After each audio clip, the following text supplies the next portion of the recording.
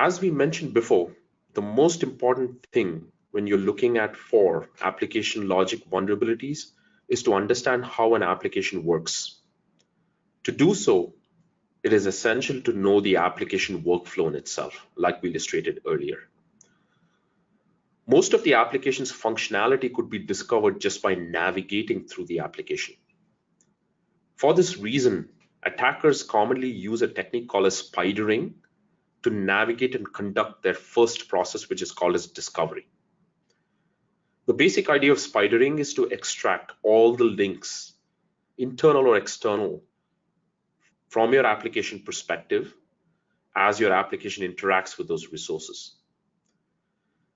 And through this discovery process, the spider would discover entry points, exit points, hidden resources, redirects that are happening in scope of that discovery.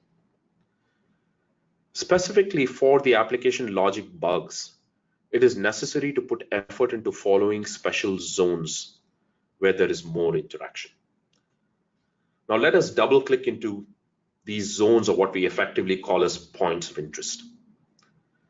As we write web applications, they're comprised of web forms, which are essentially serving different functions. Functions like user registration, password recovery. And as we are interacting within the scope of the session, we declare tokens, hashes, and share information in scope of session. Starting with forms, it is not where the approach to inject something into the fields, but in order to understand what is happening with the data is entered, how it is processed and stored, that matters. And specifically speaking of user registration, one of the important sections is to look for whatever is related with user management. Trying to understand how the application registers the user, how it determines the profile, and whether it has established authorization levels pertaining to that user role. For example, if the application identifies a user by groups, or if it identifies a particular user based on an external service, such a single sign-on validation happens as the application communicates with that outbound resource, like your LDAP server. So all that information is essentially trickled upstream for this malicious entity to understand how your application is communicating with these resources. Speaking of password recovery, it's one of those flows that is most valuable from an attacker perspective, because often they induce or trigger a password recovery or reset, and thereafter understand how your application is dispatching an email to communicate with the user.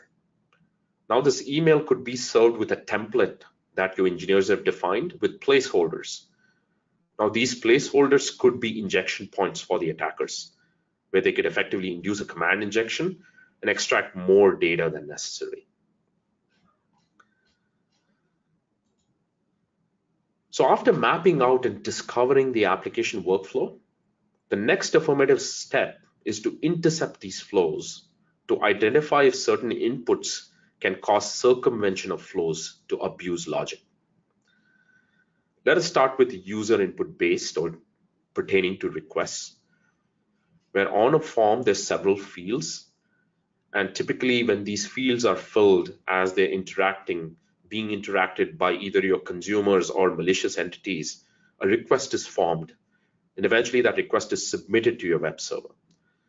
Now these requests take shape in different schemes, either as GET requests or POST requests, and all of your necessary parameters, cookies, environment variables, and tokens are packed pertaining to that specific request scheme or in the appropriate HTTP header. The next section is outbound communication channels, identifying how your application internally is using services to fulfill workflow conditions. You might be using an external email service provider like SendGrid, so your application might be communicating outbound to trigger an email dispatch.